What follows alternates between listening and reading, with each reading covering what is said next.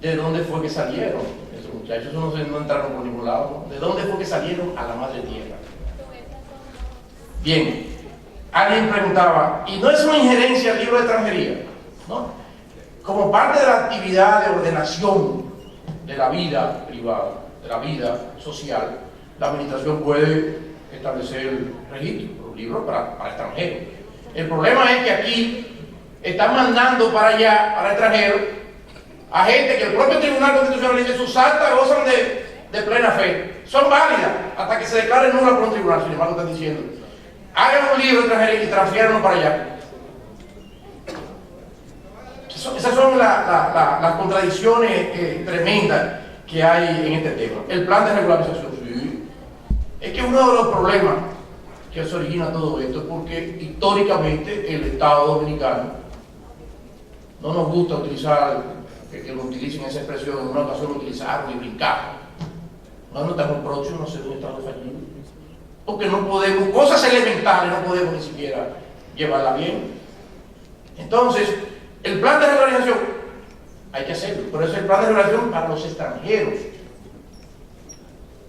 Lo que pasa es que estamos convirtiendo personas que ya, en mi opinión, en base a la confianza legítima, tenían en el peor escenario, suponiendo que sí, que tiene razón, esas personas se le consolidó su situación por otro mecanismo. Esa gente no son extranjeros.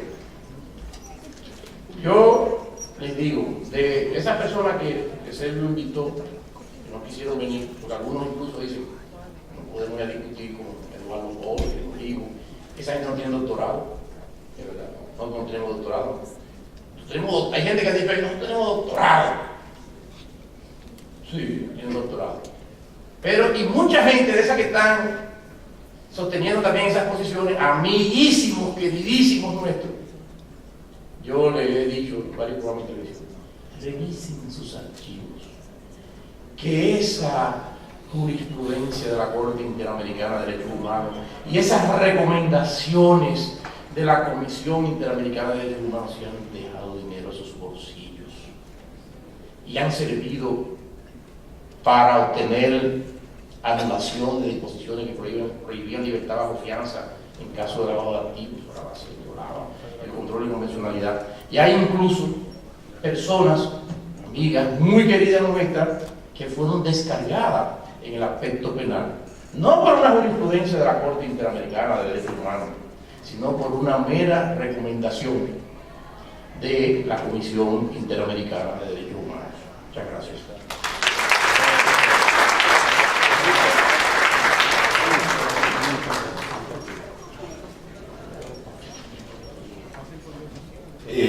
Tres cosas, breve.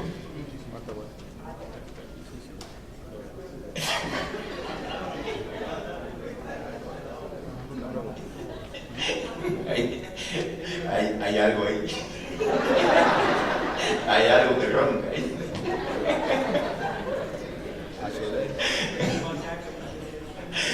Miren, la primera cuestión. Es importante distinguir porque se genera mucha confusión en el debate la cuestión migratoria de la cuestión de la nacionalidad. Es clave distinguirlo. Yo he dicho, y voy a reiterar aquí, si el Estado Dominicano, en ejercicio de sus facultades soberanas, decide construir un muro en la frontera, bien, yo no tengo problema. Y que no entre nadie sin documentos, bien. Y si el Estado Dominicano decide, en ejercicio de sus facultades, expatriar a todo el que esté ilegal, bien, estoy de acuerdo. Respetando los cánones del derecho internacional, no repatriaciones masivas, debido proceso, bien, pero yo estoy de acuerdo. Mi problema es que se cumpla la ley, que se cumpla la ley, que se cumpla la Constitución, que se cumplan los compromisos internacionales. Pero esa es otra discusión. Aquí estamos discutiendo los derechos de ciudadanos y ciudadanas dominicanos y dominicanas que nacieron y han vivido solamente en República Dominicana. Que algunos que han ido a Haití lo han hecho con visado porque no son haitianos. Ya le exigen visa para entrar a Haití porque no son haitianos. Entonces, a esa gente hay que respetarle su derecho. Es muy simple.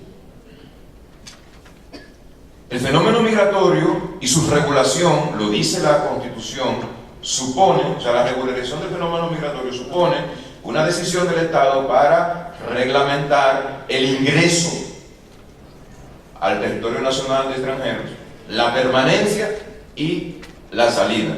¿Y de dónde vinieron estos ciudadanos? ¿Y hacia dónde van?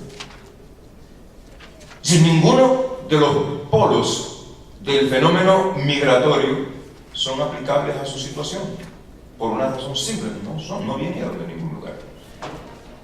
No vinieron de ningún lugar. Entonces yo pienso que es importante diferenciar los términos del debate, y es una de las cuestiones a las que contribuye la sentencia a generar confusión, porque la mayor parte de la sentencia está dedicada a un análisis del fenómeno migratorio, y de lo que estaba apoderado del Tribunal Constitucional era de la decisión sobre un caso de nacionalidad, de una persona que no emigró, que no inmigró desde ningún lado, desde ningún lugar, y que no tiene vocación de irse a ningún lugar. Creo que, porque la gran inquietud es qué hacer,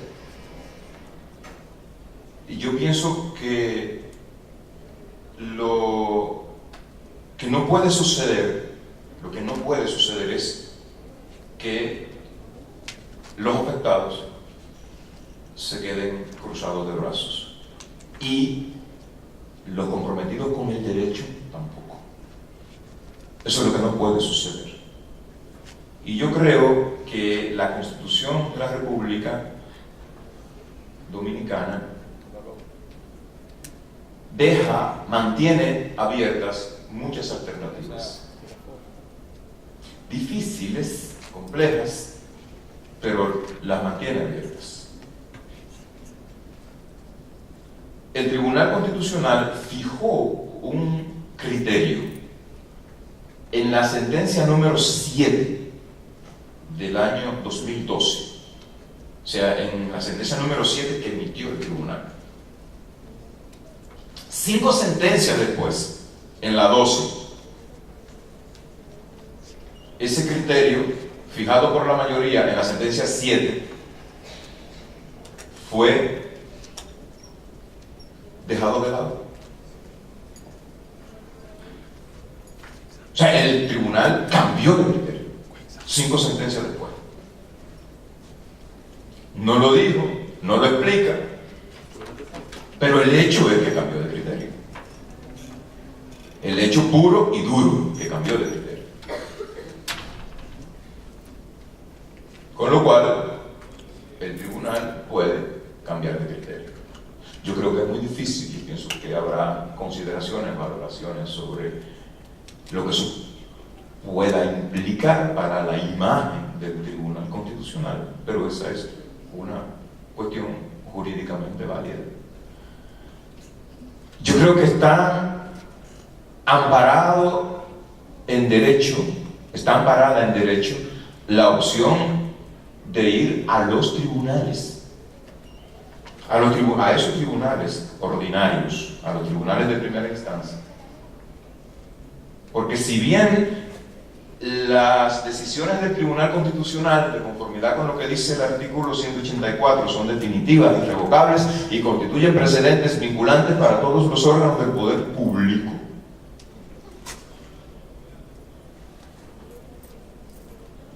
la propia Constitución dice que cuando hay normas, disposiciones normativas que colisionan, los intérpretes tienen la facultad, el deber, la obligación de aplicar el criterio normativo que favorezca más al titular de los derechos.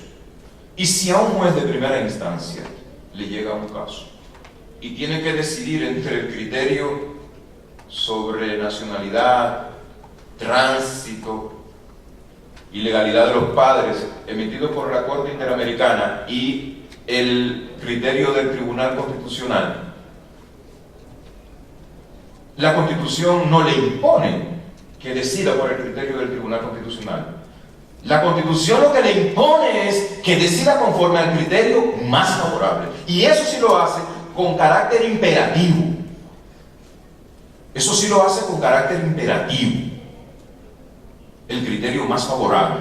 La Corte, la Sala Cuarta de la Corte Suprema de Costa Rica, ha decidido aplicar de manera preferente incluso normas del derecho interno contenida en leyes frente a criterios contenidos en la Convención, porque el criterio contenido en la ley, no en la Constitución, en la ley nacional, favorece mejor los intereses de la persona que era un proceso penal, la persona bajo proceso, que la Convención. Fíjense, aquí no es una discusión sobre jerarquía normativa. No es una discusión sobre jerarquía normativa. Es una discusión sobre el principio de aplicación de la norma más favorable, por una razón muy simple. El artículo 8 traza la línea de configuración general de la Constitución dominicana. La Constitución está para garantizar derechos por encima de todo. Nosotros tenemos un régimen constitucional gobernado por una concepción sustancialista de la Constitución, que propende, que pone en el centro de su interés a la persona humana. Solo hay que leer el texto y uno se va a dar cuenta. La cantidad de mandatos que hay a los poderes públicos en el artículo 5, en el 37, en el 38, en el 39, en el 7, en el 6, en el 74. A todos los poderes públicos para que cumplan con esa como su misión esencial, la defensa de los derechos. Ese es el concepto de fondo. Ese es el significado último de la Constitución. Entonces no pueden haber poderes que se coloquen por encima de la Constitución. Lamentablemente, donde haya un poder que se coloque por encima de la Constitución, se quiebra el ordenamiento constitucional. Se quiebra. Los que nos ocupamos de estos temas hemos tenido que leer muchos preámbulos constitucionales. En todo el siglo XIX, el preámbulo de casi todas las constituciones en Europa, en América Latina, empezaba diciendo: nosotros, los representantes del pueblo, en nombre del supremo legislador del universo, haciendo referencia a Dios como el supremo legislador del universo.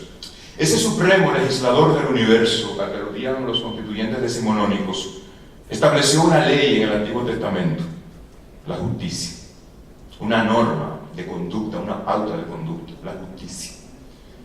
Cuando quiso desconocer su propia norma, ese supremo legislador del universo, y decidió la destrucción de Sodoma, Abraham, su siervo, lo interpela casi violentamente y le dice: tú no puedes hacer eso porque con ello estás quebrantando tu ley. Y tú no puedes quebrantar tu ley porque incluso tú, que eres quien has dado tu ley, estás sometido a ella. Eso es lo que pasa. Nadie se puede colocar por encima de la ley, ni siquiera ese supremo hacedor del universo. Muchas gracias.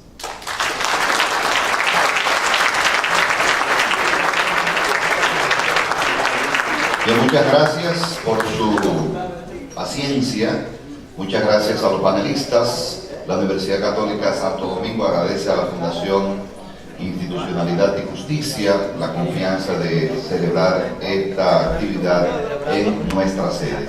Muchas gracias y bendiciones.